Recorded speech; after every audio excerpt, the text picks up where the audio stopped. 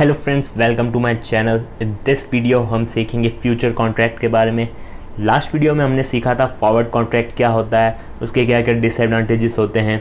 तो जैसे उसमें मैंने आपको बताया था कि कोई भी एसेट जो होता है, स्टॉक हो गया या फिर गोल्ड हो गया, सिल्वर हो गया, क्रूड ऑयल हो गया, उसकी जो प्राइस है वो फ्लक्चुएट करती रहती है, राइट। तो उसको ओवरकम करने के लिए यानी उससे बचने के लिए हम क्या करते हैं, फ्यूचर कॉन्ट्रैक्ट करते हैं या फिर प्रॉफिट अर्न करने के लिए भी किया जाता है, राइट।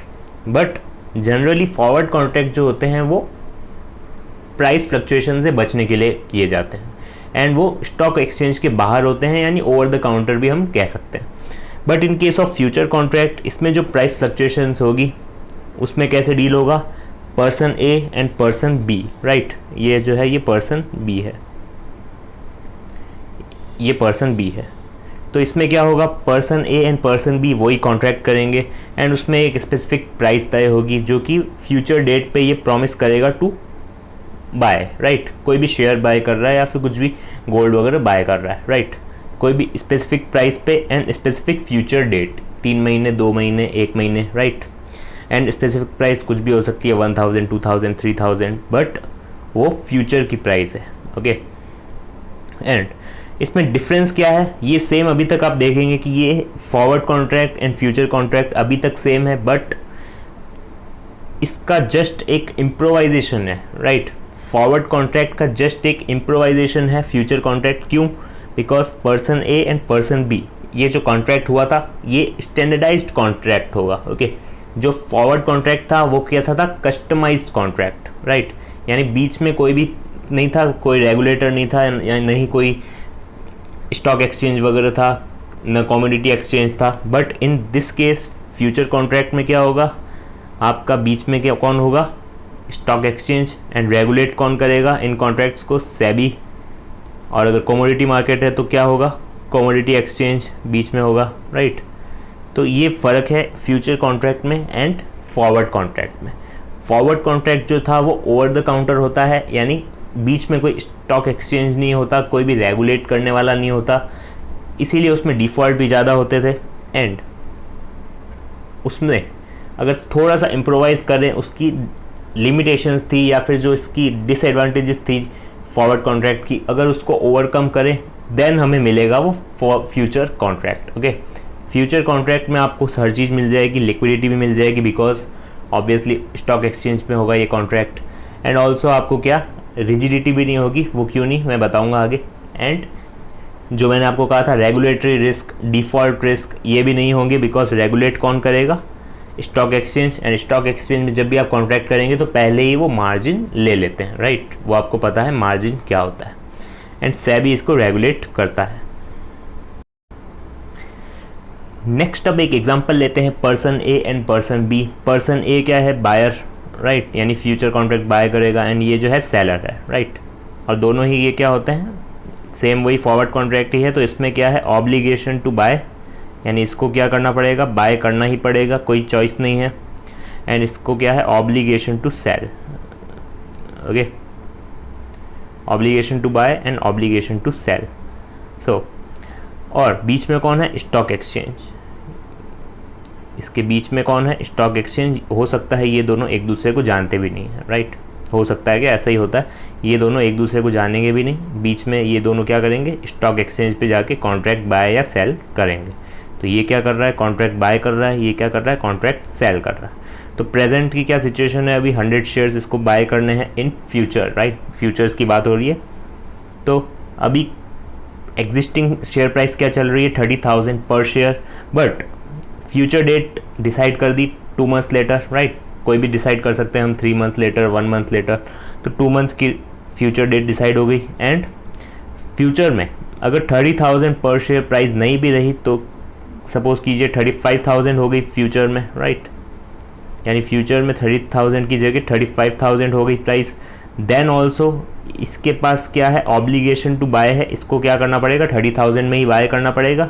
और वो सही भी है, बिकॉज इसके लिए तो प्रॉफिट हो जाएगा, बिकॉज शेयर प्राइस बढ़ चुकी है, बट फिर भी उसको 30,000 में बाय करने का ऑब्लिगेशन है, राइट।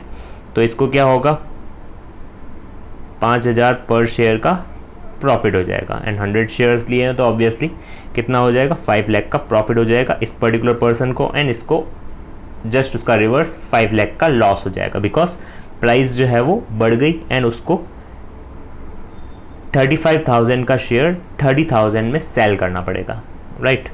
एंड ऑब्वियसली इसमें क्या होगा, जैसे कि मैंने कहा था कि कैश सेटल्ड होते हैं, इसमें क्या होगा, जैसे पर्सन ए को प्रॉफिट हुआ है 5 लाख का, तो इसमें ऐसा नहीं होगा कि एक शेयर मार्केट से खरीदेगा पहले 35,000 में, फिर 30,000 में इसको सेल करेगा, राइट। इसमें इतना लंबा चौड़ा प्रोसेस नहीं होता। इसमें मैंने कहा ना आपको सिंपल सा केस होगा। इसमें बीच में जो स्टॉक एक्सचेंज है वो क्या करेगा, जैसे ही ये कॉन्ट्रैक्ट होगा इससे मार्जिन ले लेगा, इससे भी मार्जिन ले लेगा। जैसे ही हम कॉन्ट्रैक्ट लेते हैं तो उसका जो टर्नओवर होता है उस पर एक मार्जिन लिया जाता है, तो वो स्टॉक एक्सचेंज डिसाइड करता है कि कितना होना चाहिए और वो ब्रोकर लेता है, राइट। तो उससे क्या होता है, डिफ़ॉल्ट के चांसेस एकदम ज़ीरो हो जाते हैं, ओके। तो मार्जिन पहले ही ले लेता है। एंड जो डिफरेंस है, राइट, ये जो स्टॉक प्राइजेस में डिफरेंस है 5 लाख का, तो ये 5 लाख क्या होंगे, इसको मिल जाएंगे, ओके। और वो मार्जिन जो लिया था वो भी मिल जाएगा एंड 5 लाख एक्स्ट्रा चले जाएंगे एंड इसको लॉस हो जाएगा 5 लाख का। तो ये प्रोसीजर रहता है बेसिकली फ्यूचर कॉन्ट्रैक्ट का। आगे डिटेल में समझेंगे हम। तो अभी बेसिक सा बताया मैंने कि फ्यूचर कॉन्ट्रैक्ट किस तरह से काम करते हैं, ओके। तो आपको बेसिक मतलब समझ में आना चाहिए forward contract and future contract का, ओके। डिफरेंस भी समझ में आना चाहिए। और आपको एक बार फिर बता दूं डिसएडवांटेज क्या क्या थे फॉरवर्ड कॉन्ट्रैक्ट के, ताकि मैं उसको ओवरकम कैसे होते हैं फ्यूचर में वो बता देता हूँ। तो इसमें आप देखेंगे कि डिसएडवांटेजेस मैंने ये 4 बताए थे, तो ये चारों ही ओवरकम हो जाते हैं। ये मैंने थोड़ा सा पहले भी बताया था कि लिक्विडिटी रिस्क ये कैसे कम हुआ, बिकॉज ये स्टॉक एक्सचेंज में हो रहे हैं। एंड स्टॉक एक्सचेंज में हो रहे हैं तो ऑब्वियसली रीच बहुत ज़्यादा है स्टॉक एक्सचेंज में, यानी बहुत सारे लोग आके पार्टिसिपेट करते हैं। दैन हमें कोई दिक्कत ज़्यादा नहीं होती बायर एंड सेलर ढूंढने में, राइट। बाकी इन केस ऑफ फॉरवर्ड कॉन्ट्रैक्ट कोई भी स्टॉक एक्सचेंज बीच में नहीं होता था, हमें फिजिकली किसी के पास जाके ये सब उसको ढूंढना पड़ता था कि हमें जिस प्राइस में future contract forward contract sell करना है या फिर बाय करना है, उसके अकॉर्डिंग हमें सामने वाला चाहिए होता था, राइट। अगर वो नहीं मिलता था देन उस केस में हम कॉन्ट्रैक्ट नहीं कर सकते थे। But in case of future contract liquidity risk जो है वो बहुत कम है, ना के बराबर है, बिकॉज सामने वाला रेडी होता है अगर वो अच्छी खासी मतलब एक डिसेंट प्राइस है तो, ओके, जिसमें दोनों को ही लग रहा है कि फ़ायदा हो सकता है। एंड तो लिक्विडिटी रिस्क खत्म हो गया बिकॉज ऑफ स्टॉक एक्सचेंज बीच में आ गया, राइट। दोनों ही पार्टी स्टॉक एक्सचेंज में जाके कॉन्ट्रैक्ट बाय या सेल कर सकती है। एंड डिफ़ॉल्ट रिस्क क्यों कम हुआ वो भी मैंने बताया आपको। डिफ़ॉल्ट रिस्क कम हुआ because of margin, okay. Because जब भी कॉन्ट्रैक्ट करेंगे तो जो भी पर्सन बाय करेगा फ्यूचर कॉन्ट्रैक्ट को एंड जो पर्सन सेल करेगा फ्यूचर कॉन्ट्रैक्ट को, दोनों से ही मार्जिन ले लिया जाएगा जो ब्रोकर के पास होता है, राइट।